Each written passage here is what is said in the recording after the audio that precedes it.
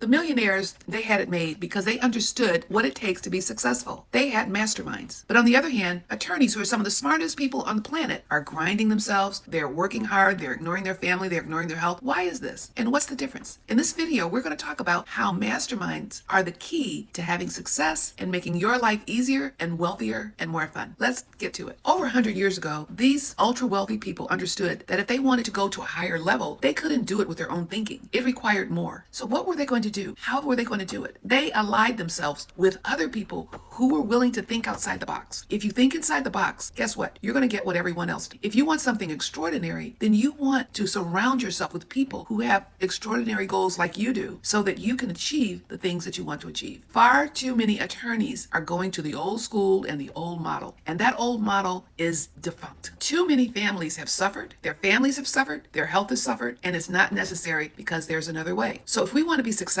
and we want to have an extraordinary life, what better picture would it be to look at the ultra wealthy and see what they did and how they overcame obstacles to have an extraordinary life? They built empires, but it wasn't in isolation. It was in a community. It was a community of like-minded people. The mastermind is a brilliant thing that was discussed in the book Think and Grow Rich. And all Napoleon Hill did was he interviewed the most successful and wealthy people in the country. And what he discovered just by chance, that all of them had a mastermind, that they met with people regularly so that they could discuss some of their challenges, some of their obstacles, and get some outside input. Let's face it, all of us are going to have obstacles. We're all going to have challenges. We're all going to have these times when we feel like we don't know how we're going to make it. And we're not by ourselves. There's so many things that we have to face. We have family challenges, our children, in many cases like with me, our grandchildren, and we want the best for them. Many of us have aging parents, the economy, the situation with the government. All of these things are going on. And so we at this time really need to be able to have that support group that we can lean on and we can discuss